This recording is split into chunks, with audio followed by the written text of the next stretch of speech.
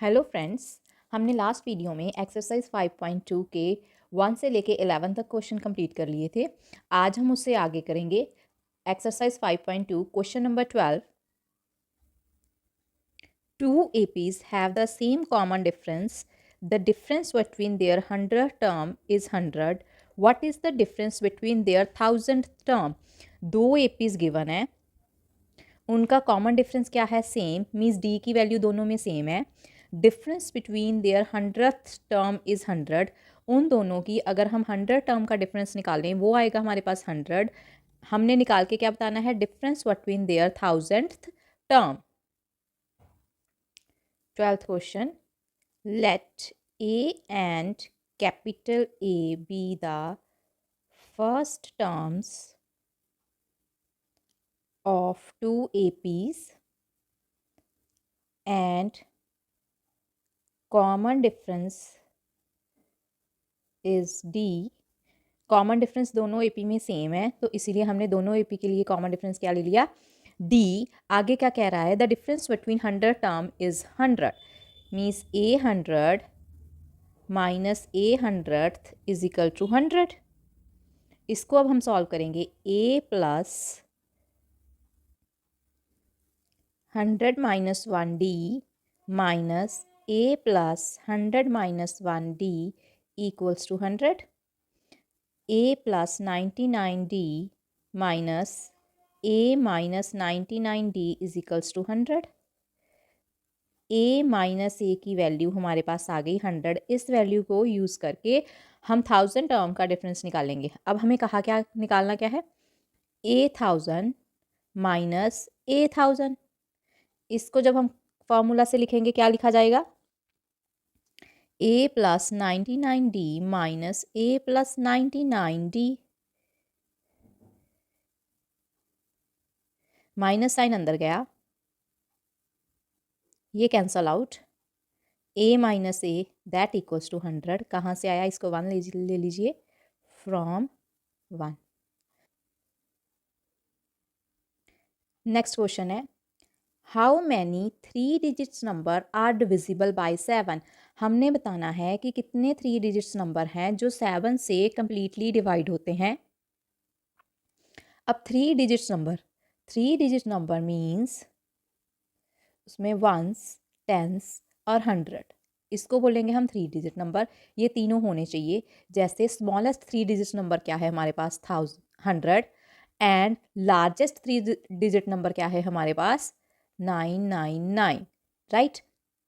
अब हमने इसके बीच में ऐसे नंबर निकालने हैं जो 7 से डिविजिबल हो।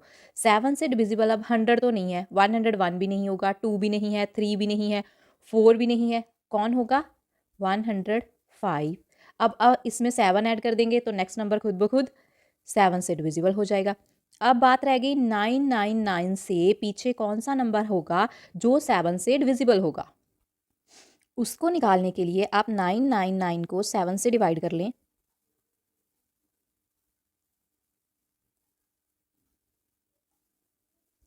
5 रिमाइंडर रह गया। अगर 5 इसमें से हम कम कर दें तो ये कम्प्लीटली डिविजिबल हो जाएगा 7 से। 999 माइनस 5 994। सो लास्ट नंबर हमारे पास क्या आ जाएगा? 9।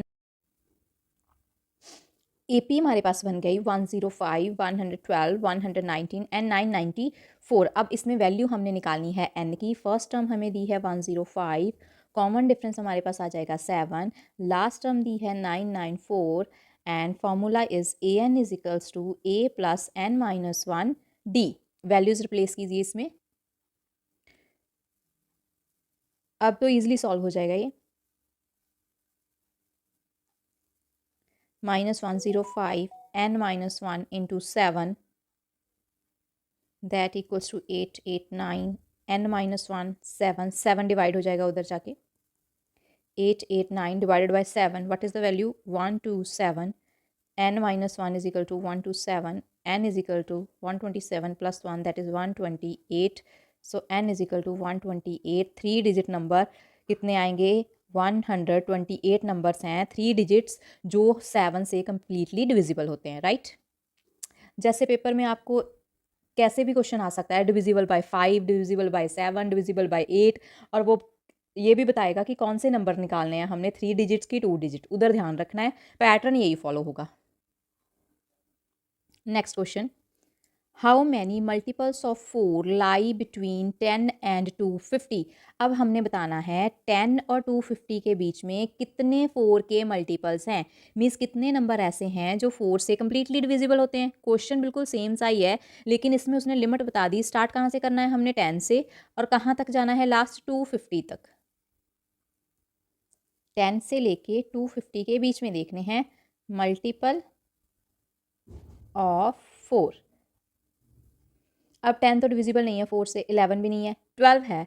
अब इसमें 4 4 ऐड करते जाएं, 16, 20, 24। अब लास्ट डिजिट कैसे पता चलेगा, अब हमने लास्ट टर्म निकालनी है। आप 250 को किससे डिवाइड करेंगे, 4 से। 4 6 द 24, 10, 4 2 द 8, 2 इज़ द रिमाइंडर, 2 को सब्ट्रैक्ट कर दें 250 में से, दैट इज़ 248। हमारी लास्ट टर्म ये आएगी जो 4 से डिविजिबल है बिटवीन 10 एंड 250। अब क्वेश्चन इजी हो गया। ए की वैल्यू 12, डी की value 16 minus 12 that is 4, A N is equal to 248 and N हमने फाइंड आउट करना है। फार्मूला सेम लगेगा, A N is equal to A plus N minus 1 D. अब इजली सॉल्व हो जाएगा ये, आप एक बार करके देख लेना इसको। Next question, for what value of n are the nth term of two APs 63, 65, 67 and 3, 10, 17 equal। कहता कि कौन सी वैल्यू n की लें सो दैट कि इन दोनों APs की nth टर्म आपस में क्या आ जाए, इक्वल आ जाए। दैट मीन्स हम इसकी भी nth टर्म निकालेंगे, इसकी भी nth टर्म निकालेंगे, और फिर उन दोनों को इक्वल रख देंगे, और उसमें से हमें n की वैल्यू मिल जाएगी। 63, 65, 67 and so on. Second AP है 3, 10, 17 and so on. A is equal to 63, D is equal to 65 minus 63 that is equal to 2, A is equal to 3, D is equal to 10 minus 3 that is equal to 7. A n का formula 63 plus n minus 1. What is the value of D? That is 2. इधर भी a n का formula लगेगा, a की value 3 plus n minus 1 into 7। थोड़ा simplify कर लेते हैं, 63 plus 2n minus 2, 63 minus 2 61 plus 2n, 3 plus 7n minus 7, 3 minus 7 minus 4 plus 7n। According to question nth term क्या है, इक्वल है। That means nth term of first AP equals to nth term of second AP। वैल्यूज रख दीजिए, 61 plus 2n is equals to 7n minus 4, 61 4 इधर आ जाएगा plus 4, 7n minus 2n, 65 equals to 5n, n equals to 65 upon 5 that equals to 13, n equals to 13 means 13th term होगी जिसमें इन दोनों एपीज की वैल्यू 13th टर्म पे सेम आएगी। Next question 16th,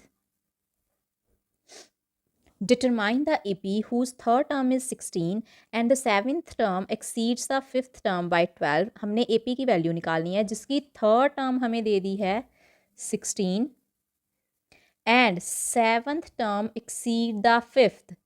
A7 5th से एक्सीड कर रही है कितना, प्लस 12। अब हम दो इक्वेशन मिल जाएंगी इन दोनों से, उसको सॉल्व करेंगे तो AP की वैल्यू मिल जाएगी।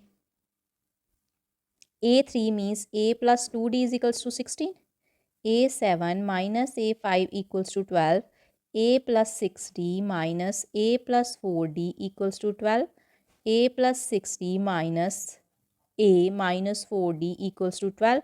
This will be cancel out. 60 minus 4D, 2D equals to 12. D equals to 12 upon 2 that equals to 6. अब 6 D की वैल्यू आ गई 6, इसकी वैल्यू हम इसमें पुट कर सकते हैं। A प्लस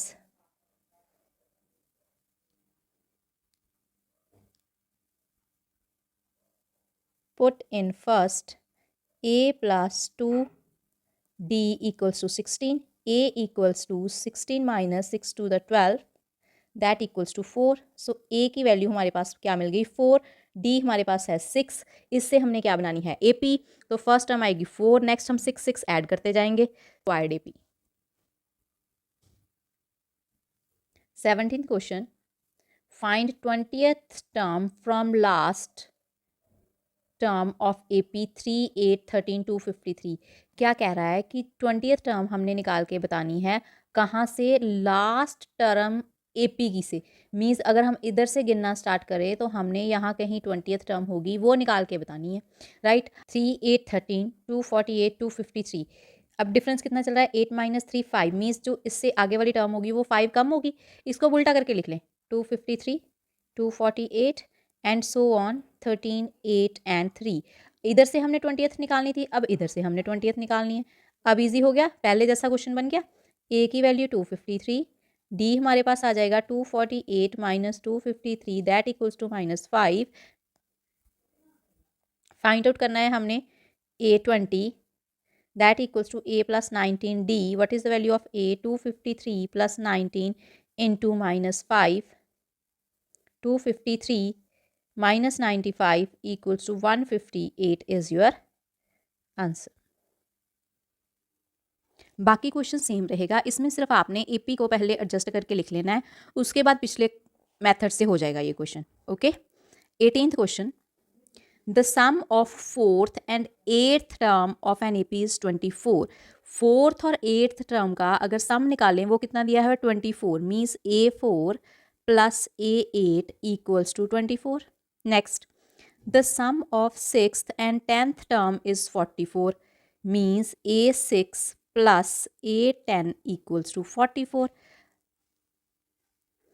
अब ये इजी है, इसको थोड़ा सा सिंप्लीफाई करेंगे, दो इक्वेशंस बन जाएंगी. उनमें से आप ए और डी की वैल्यू फाइंड आउट करके first 3 terms of AP easily लिख सकते हैं. A4 means A plus 3D, A8 means A plus 7D equals to 24. Right. Means A और A 2A, 7 plus 3 10D equals to 24. एक equation ये बन गई. Second, A6 plus A10 equals to 44. A plus 5D, A plus 9D equals to 44. 2A 5 and 9 14D equals to 44. ये आपके पास second आ गई. अब first और सेकंड को सॉल्व करके ए और डी की वैल्यू निकाल के फर्स्ट 3 टर्म्स ऑफ एपी हम लिख सकते हैं. नेक्स्ट क्वेश्चन है 19th. Subba Rao started work in 1995 at annual salary of ₹5,000. 1995 में उसने काम करना शुरू किया और एनुअल सैलरी, एक साल की सैलरी उसको कितनी मिल रही थी 5,000. And received an income increment of ₹200 each year. हर साल उसकी सैलरी में 200 रुपीज़ का इंक्रीमेंट हो रहा था. In which year did his income reach 7,000. हमने ये बताना है कि किस ईयर में जाके उसकी इनकम 7,000 हो जाएगी. पहले तो सैलरी कितनी मिल रही है उसको 5,000, तो फर्स्ट टर्म क्या आ जाएगी 5,000. कितना इंक्रीमेंट मिल रहा है 200. मीन्स डी की वैल्यू कितनी आ गई 200. अब हमने पहुंचना कहाँ तक है 7,000 तक. ए एन की वैल्यू कितनी आ गई 7,000. अब आप A N equals to A plus N minus 1D का फॉर्मूला लगा के एन की वैल्यू ईजिली ढूंढ सकते हैं. जब आप एन की वैल्यू फाइंड आउट कर लेंगे एन आ जाएगा 11. मीन्स 11 साल बाद उसकी सैलरी 7,000 तक पहुंच जाएगी. लेकिन इसमें उसने पूछा है इन विच ईयर, कौन से ईयर में. तो स्टार्टिंग कहाँ से की थी 1995 से स्टार्टिंग की थी. कितने साल लगेंगे 11 साल.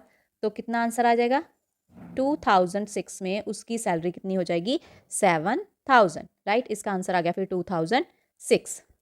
20th क्वेश्चन देख लें. Ramkali saved ₹5 in the first week of a year. Ramkali save करती है कितने ₹5 फर्स्ट वीक में. Then increase her weekly saving by ₹1.75. और फिर उसके बाद वो इंक्रीज करती रहती है अपनी सेविंग्स कितना ₹1.75. If in the nth week her weekly saving become ₹20.75. Find n. कहता है nth वीक में अगर उसकी सेविंग ₹20.75 हो गई हैं तो हमने ये बताना है कि n की वैल्यू कितनी है। इसमें देखिए a की वैल्यू कितनी आ जाएगी 5, d की वैल्यू कितनी आ जाएगी 1.75, an 20.75, n हमने फाइंड आउट करना है। सेम फार्मूला, वैल्यूज़ फिल कर दें।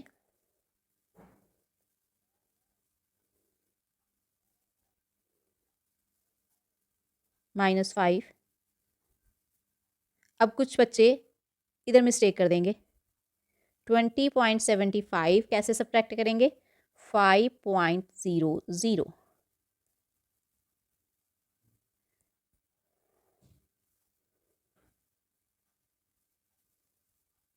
Equals to n-1 1.75। अब पॉइंट से पॉइंट्स तो कैंसल आउट हो ही जाएगा।